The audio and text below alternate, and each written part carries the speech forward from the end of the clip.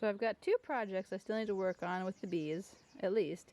One is to make an assembly jig for the frames that Monty the Suburban Sodbuster and I worked on, and one is to make a wiring jig. Now this one, really simple. You just make the right cuts and measure correctly. This one, much more complicated.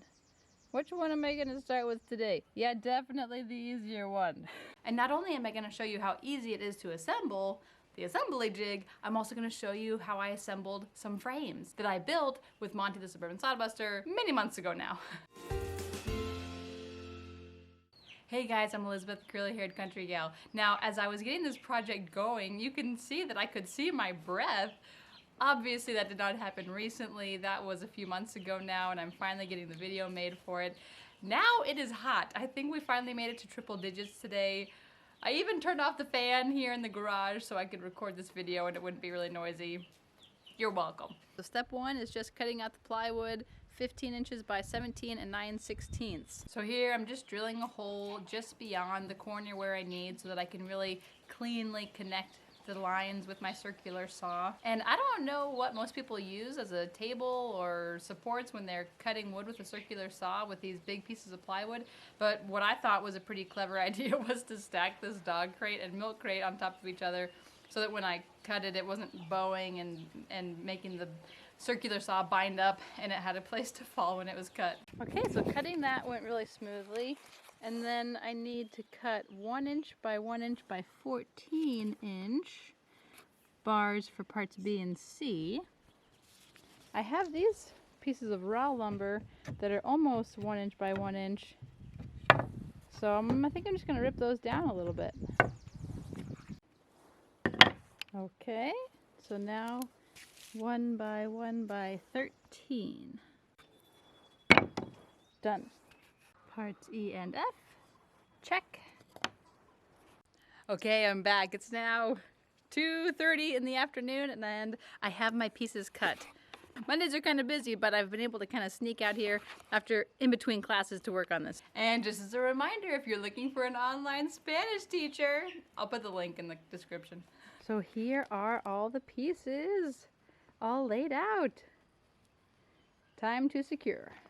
So at this point, it was just kind of a matter of assembling the assembly jig. I didn't have exactly the right screws, so I kind of improvised a little bit, but it went really smoothly.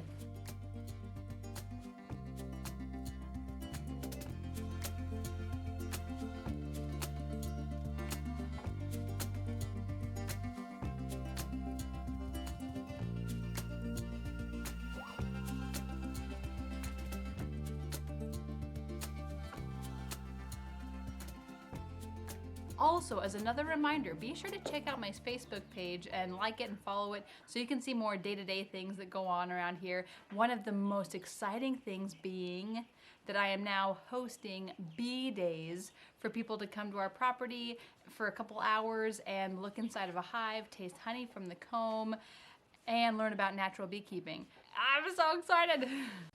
And it's done! Hooray! I split this just a tiny bit and the wood was a little bowed. Maybe I should have put it on upside down. But other than that, I think it's looking really good. One thing I did find as I started to actually try and assemble frames was that this piece was a little too long. So I went ahead and used Oscar, aka our oscillating saw, to go ahead and just trim part of that off so that it didn't get quite so stuck. But then I put in the side bars and the top bar and the bottom bar, glued it like you said to in the directions, and went ahead and used the finish nailer to get some finish nails in, 1 inch finish nails, one on the side of the top and then one on each side of the bottom. Now, one idea that I had that maybe I'll do, maybe not, was to put some sort of like rotating table underneath the assembly jig, because one thing that got a little monotonous after a while was continuing to rotate a whole jig 180 degrees when it was time to nail the bottom. I don't know if most people just bend over and do it that way, but I found it most comfortable to just flip it around. By the way, my goat is itchy apparently. This is Sally. Hi, Sally. This didn't happen very often, but I happened to catch it on camera. One thing that I quickly learned was to twist gently if I know there's knots in the wood.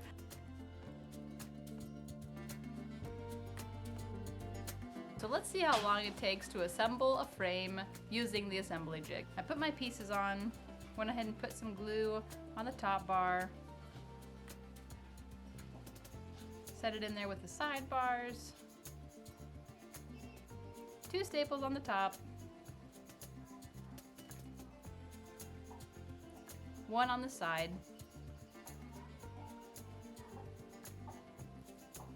Then I'm trying to make sure it's nice and square. 2 more on the top of the other side, 1 more on the side of the top, and then flip it around. And making sure that the holes stay facing towards the holes opposite. Went ahead and put some more glue on. 1 staple on one side, 1 on the other side.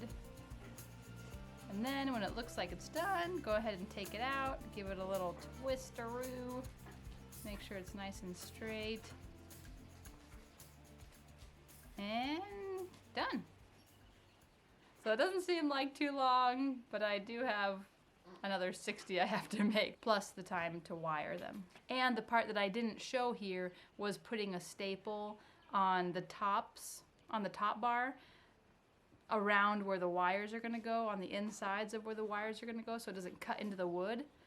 Would you put it? Goats? The goats are feeling curious today. Hi, Sally. This is Sally. She's very sweet. She's a boar mix.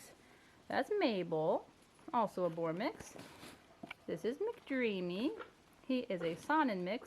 That's Charlie. He's also a boar mix. And Mr. Spike is another Saanen mix. These 2 are both intact. Very interested in these 2 does. Hi, Mabel.